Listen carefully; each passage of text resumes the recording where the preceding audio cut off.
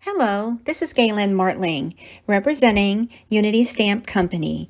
Today I have a watercolor card. It's an outdoor scene with a sailboat. It's beautiful. It's a beautiful large stamp all in one. Plus the sentiment was added onto watercolor paper. And the stamp is by Unity. It's called Sail with No Limits. And it's beautiful art by Jeannie Marie Hayes.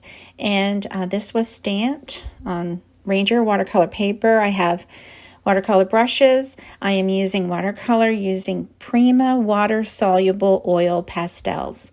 And so these go on like crayons, and I use an alt new palette mat to just color on some swatches to make a palette onto this plastic mat there and the colors that I want to use for this scene.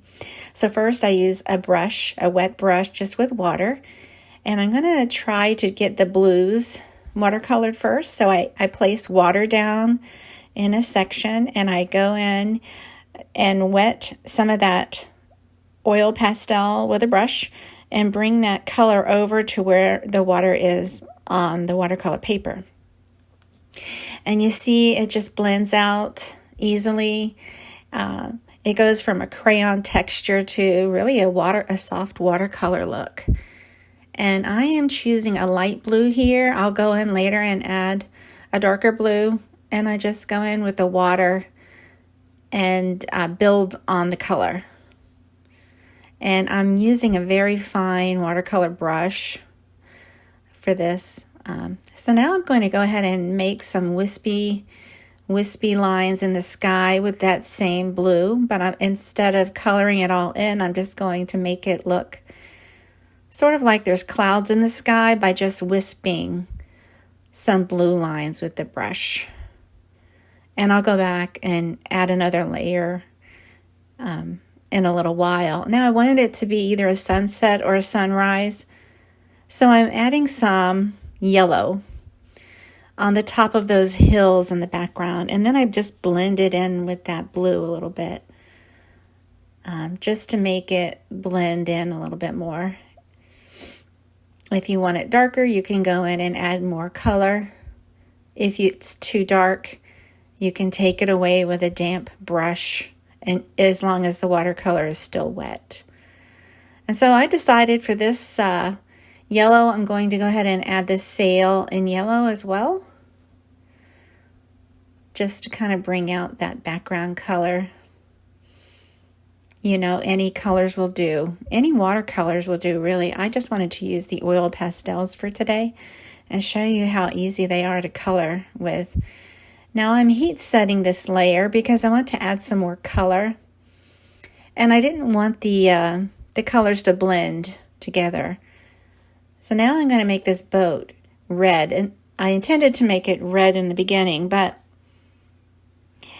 the watercolor stayed lighter than I wanted it to, so I'm going to add a darker red later. When it dries more pinky, I thought, for this particular red. But I didn't go as concentrated with it either, so it's, you know, you can add more water to get a lighter look. But I'm going to add Copics later to that boat. I'm going to make it darker red. See, I build on the blues, and I have a second darker shade of blue there on the palette, and I'm going to add that to the sky and to the water. And I'm building the background with a little bit of green, and then I go in and just do a couple layers of that. I wanted it a little darker, so I added some more. And then I heat set that again, and I flip it over. If it warps, if your watercolor paper warps, just turn it over and heat set it on the back as well. So now I'm adding some splatters onto a background panel. I'm just adding splatters to go behind the sailboat pattern. I'm using a light blue cardstock base for the card base. Then I'm going to add that splatter layer, and then I'm going to add the watercolor layer. The watercolor layer was added with foam tape because I wanted it to pop up. Here are some Copic markers. I just used 2 markers in reds just to make that boat pop some more.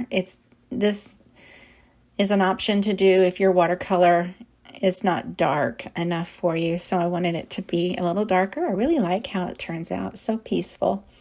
Thanks so much for watching. Please subscribe to my channel and have a great day.